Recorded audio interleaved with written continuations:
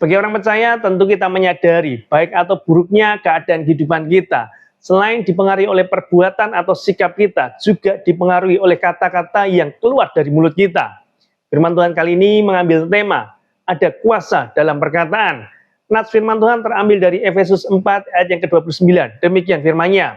Janganlah ada perkataan kotor yang keluar dari mulutmu, tetapi pakailah perkataan yang baik, yang untuk membangun di mana perlu supaya mereka yang mendengarnya beroleh kasih karunia. Saudara, kata perkataan kotor dari ayat yang kita baca tadi, teks aslinya dalam bahasa Yunani yaitu sapros, diibaratkan sebagai buah yang busuk, yang tidak berguna lagi.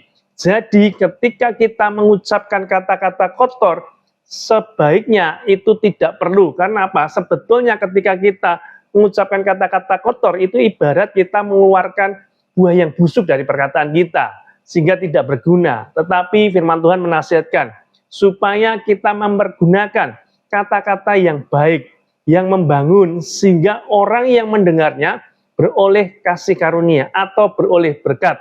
Nah, seberapa penting perkataan kita dalam kehidupan ini? Firman Tuhan mengajar kita lebih dalam lagi. Ada kuasa dalam setiap perkataan kita. Yang pertama, perkataan kita bisa untuk membangun atau justru sebaliknya untuk menghancurkan. Kita baca di dalam Amsal 18 ayat yang ke-21. Hidup dan mati dikuasai oleh lidah. Siapa suka menggemakannya akan memakan buahnya.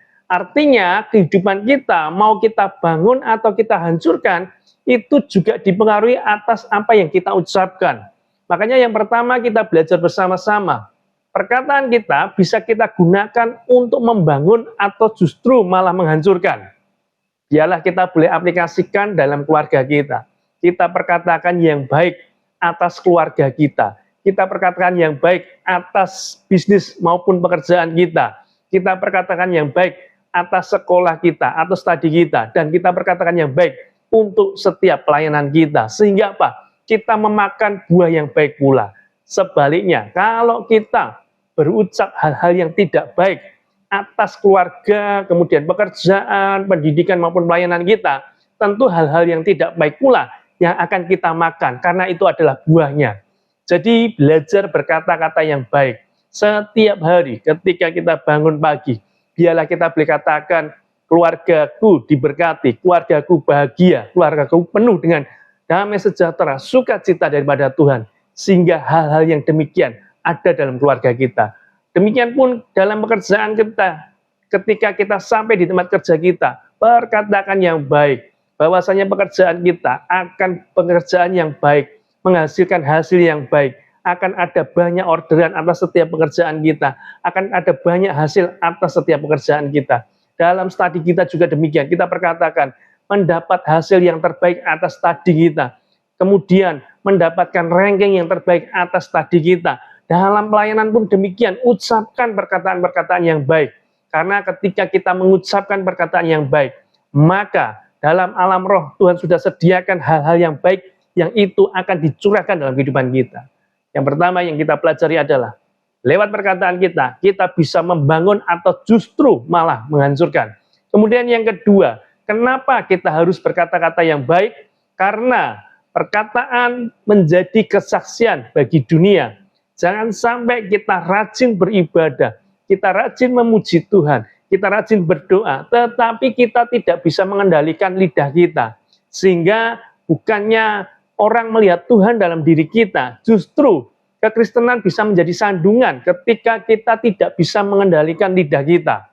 Makanya ketika kita berkata-kata, berpikirlah terlebih dahulu. Jangan sampai tanpa berpikir, kita langsung ucapkan kata-kata, setelah itu kita berpikir apa yang kita ucapkan. Tetapi ketika kita mau berucap, setiap kali kita mau berucap, pikirkanlah terlebih dahulu. Apakah perkataan yang kita ucapkan itu berguna, ataukah perkataan yang kita ucapkan itu justru menjadi batu sandungan bagi orang lain. Ini penting sekali. Jadi yang kedua, kenapa perkataan perlu kita atur, kita jaga dengan baik?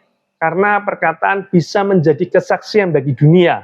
Ketika orang melihat perkataan kita, orang sudah tahu siapa diri kita. apakah orang ini baik, apakah orang ini benar, dan sekali lagi perkataan kita akan ada buahnya, sehingga ketika kita berucap hal yang baik, mencerminkan apa yang menjadi karakter Kristus, sehingga orang melihat Kristus juga ada dalam kehidupan kita. Karena apa? Kita bisa menjaga perkataan kita dengan baik, kita bisa menjaga perkataan kita dengan benar, dan dengan demikian kita memuliakan nama Bapa di surga. Jadi waspadai atau jaga baik-baik setiap perkataan yang terucap dari mulut kita.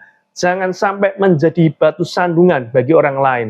Ya, jangan sampai juga kita dikenal orang yang mudah mengata-ngatai orang lain, orang yang mudah berkata-kata kotor, orang yang mudah berkata-kata negatif. Jangan sampai orang mengecap kita demikian. Tetapi biarlah orang ketika mengenal kita adalah orang yang penuh semangat dengan perkataan yang baik, orang yang berkataan positif, orang boleh mengenal kita demikian. Jadi yang kedua, kenapa kita perlu berjaga-jaga atas setiap perkataan kita? Karena apa? Perkataan kita, kesaksian bagi dunia ini. Kemudian yang ketiga, kenapa kita perlu waspada atau berjaga-jaga atas setiap perkataan kita? Karena dengan perkataan kita, kita bisa menyenangkan hatinya Tuhan. Mazmur 19 ayat yang ke-15, demikian firman Tuhan. Kiranya perkataan mulutku dan renungan hatiku berkenan kepadamu ya Tuhan, gunung batuku dan penebusku. Jadi lewat perkataan kita, kita bisa menyenangkan Tuhan. Kita bisa juga membuat Tuhan sedih ketika kita berkata-kata yang tidak baik. Makanya sama-sama berkata, biarlah kita berkata-kata yang baik, yang positif, yang membangun, yang membangkitkan, yang penuh semangat. Dengan demikian apa? Kita menyenangkan Tuhan, sebab dengan perkataan tersebut kita memuliakan nama Tuhan. Sekali lagi, lewat kata-kata kita, kita bisa menghancurkan atau membangun. Lewat perkataan kita, kita bisa jadi kesaksian atau jadi bantu sandungan malahan. Dan lewat perkataan kita, kita bisa menyenangkan hati Tuhan atau justru membuat Tuhan sedih. Pilihannya adalah pilihlah yang terbaik, yaitu lewat perkataan kita, perkataan yang membangun, perkataan yang memuliakan nama Tuhan, dan menjadi berkat bagi mereka yang mendengarnya.